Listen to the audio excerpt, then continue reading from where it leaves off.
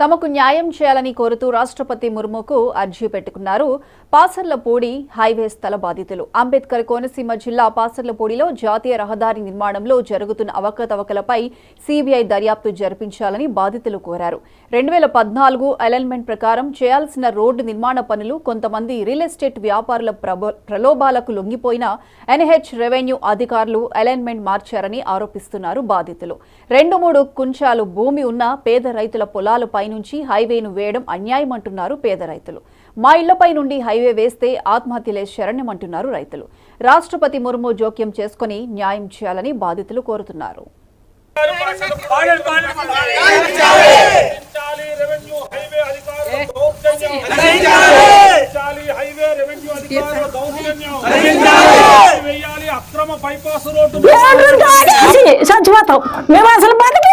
బాబా అది మీరు ఏం చేస్తారు? మీ నాయకులందరూ మీరు అమ్మకొడికి ఉంటారు బాబా. మరి ఏంటి ఎంత దారుణంగా ఇల్లు కోరబెట్టేస్తున్నారు? మేము ఎక్కడ పాస్ పని చేసుకుని మేము ఇల్లు కట్టుకున్నాం బాబా. ఈ రోడ్డు వచ్చిన కానీ నిద్ర ఎక్కట్లేదు, తిండి తిట్టలేదు, జబ్బు వచ్చేస్తుంది మాకు. హాస్పిటల్ పాలైపోతున్నాము బాబా. మరి ఏం చేస్తారో చెయ్యండి. అది బాబా మేము ఇంకేమి మిమ్మల్ని అడ్డు పెట్టలేము. ఇంకా మరి నేను చెప్తారో లేకపోతే మమ్మల్ని ఏమైనా ఏంటి తెచ్చుకుని తాగేయమంటారో మీరు చెప్పండి. వస్తున్నారు, వెళ్తున్నారు, చూస్తున్నారు. ఏంటి బాబా అంటే ఏమి కదమ్మా అని వెళ్ళిపోతున్నారు. కలెక్టర్ గారు కూడా వచ్చారు. ఎక్కడి నుంచో కొట్టుకుంటూ వచ్చేసాను. నిన్న అమ్మ హాస్పిటల్కి వెళ్ళాను బాబా. అక్కడి నుంచి కొట్టుకుంటూ వచ్చేసాను. హాస్పిటల్ కూడా చూపించుకోలేదు. ఎక్కడ ఇల్లు కోరగొట్టేస్తారా అనేసి బాబా. మరి ఏం చేస్తారో మీరు, మీ దయ మీరు ఏం చేస్తారో చెయ్యండి. మిమ్మల్ని రోడ్డు మీద నడిపోవా లేకపోతే ఏంటి మా ఇళ్ళ మంది నా పిల్లలతో ఏంటి తాగేయమంటారో మరి ఏదైనా నాకు సమాధానం చెప్పండి. నా ఇల్లు కూలగొట్టడానికి ఇల్లు లేదు. ఆకలి పోలు ఖాళీ స్థలం ఉంది. ఆడి 5 లక్షలు ఇచ్చేసి నా ఇల్లు మీద వేసాడు బాబా. 5 లక్షలు ఇచ్చేసి ఆ ఇల్లు మీద వేసాడు. నా ఇల్లు కూలిందా మేమందరం చచ్చిపోతాం.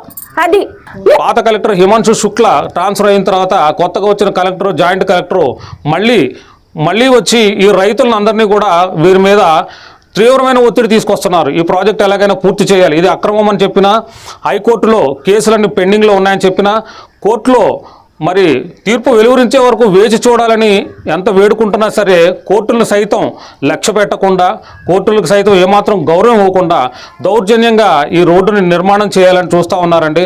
అదేవిధంగా కొండానమ్మ చింతను కాపాడడం కోసమే మేము ఈ బైపాస్ రోడ్డు నిర్మాణం చేసామని ఉన్నత న్యాయస్థానానికి చెప్పినటువంటి రెవెన్యూ వారు ఈవేళ ఆ కొండానమ్మ చింత కోవెల్ని తొలగించడం కోసం 11 లక్షలు కూడా శాంక్షన్ చేయించి పంచాయతీకి పంపించినట్టుగా మాకు సమాచారం ఉంది. ఇది తీవ్రమైన నేరంగా పరిగణించాల్సింది. 100 సంవత్సరాల పైచిలుకు ఈ చుట్టుపక్కల పరిసర ప్రాంతాల హిందువులందరికీ ఆరాధ్య దైవంగా ఉన్న కొండానమ్మ చింతను అడ్డు పెట్టుకొని కేవలం రియల్ ఎస్టేట్ బకాసురుల భూముల ధరలు పెంచుకోవడం కోసం ఈ రోడ్డుని ఆమెను వాడుకొని, ఆ అమ్మవారి గుడిని వాడుకొని అక్రమ బైపాస్ రోడ్డు నిర్మాణం చేయించి పూర్తి చేసుకొని మరి ఈవేళ అమ్మవారి కోవిలను తొలగించాలని చూస్తున్నారు. ఇది అక్రమం అని అందుకని మరొకసారి విధిలేని పరిస్థితుల్లో మేము బాధితులు అందరం కలిసి రాష్ట్రపతి ద్రౌపది ముర్ము గారిని మరొకసారి మేము ఒక విజ్ఞాపన పత్రాన్ని పంపిస్తున్నాము.